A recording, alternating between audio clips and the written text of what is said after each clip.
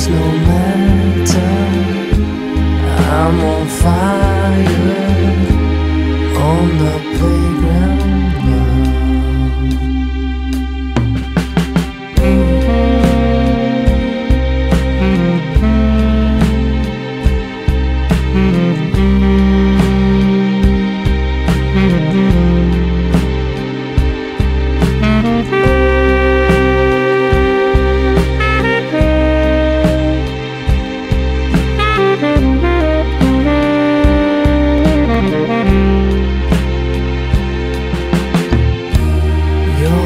Piece of gold that flushes all my soul.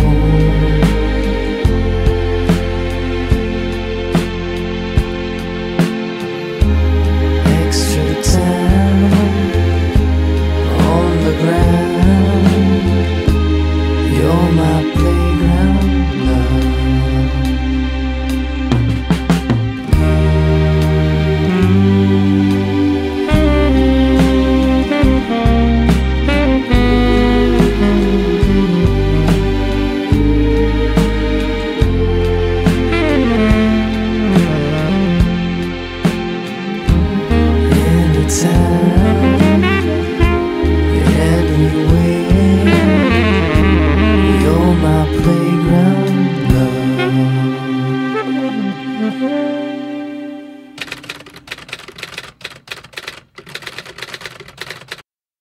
Everyone dated the demise of our neighborhood from the suicides of the Lisbon girls.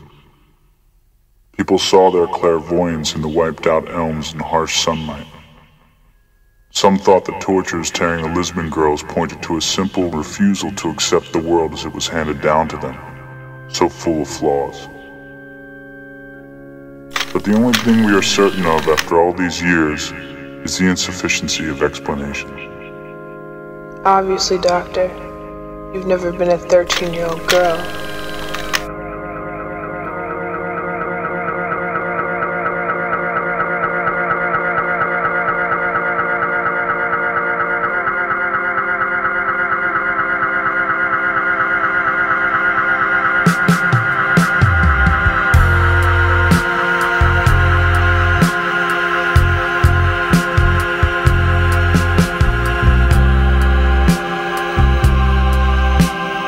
The Lisbon girls were 13, Cecilia, 14, Lux, 15, Bonnie, 16, Mary,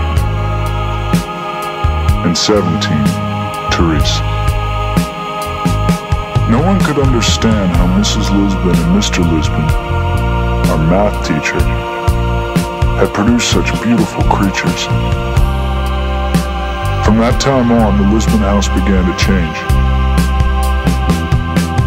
Almost every day, and even when she wasn't keeping an eye on Cecilia, Lux would suntan on her towel, wearing a swimsuit that caused the knife sharpener to give her a 15-minute demonstration for free.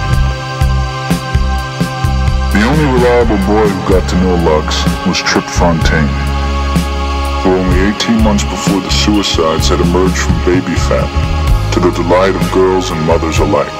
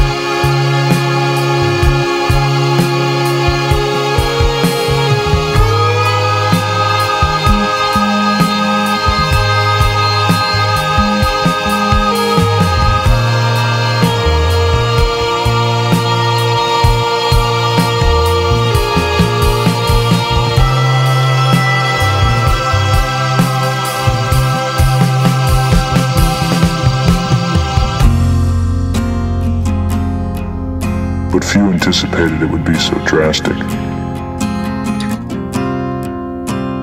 The girls were pulled out of school and Mrs. Lisbon shut the house in maximum security isolation.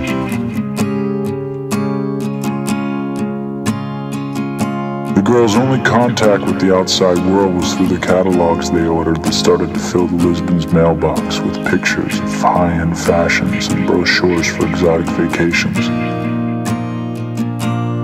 Unable to go anywhere, the girls traveled in their imaginations to gold-tipped Siamese temples, or past an old man with a leaf broom tiding a moss-carpeted speck of Japan. And Cecilia hadn't died. She was a bride in Calcutta. Collecting everything we could of theirs, we couldn't get the Lisbon girls out of our minds. But they were slipping away. The colors of their eyes were fading, along with exact locations of moles and dimples. From 5 they had become 4, and they were all, the living and the dead, becoming shadows. We would have lost them completely if the girls hadn't contacted us.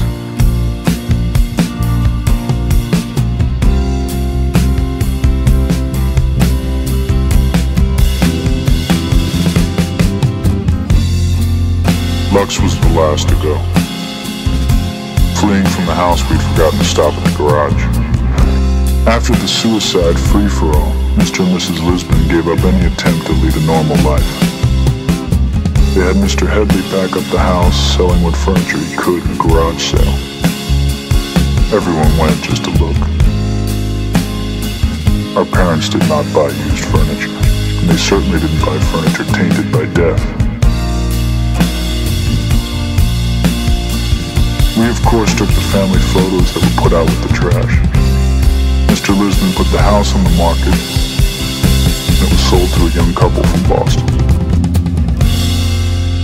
It didn't matter in the end how old they had been, or that they were girls, but only that we had loved them, and that they hadn't heard us calling. Still do not hear us, calling them out of those rooms where they went to be alone for all time.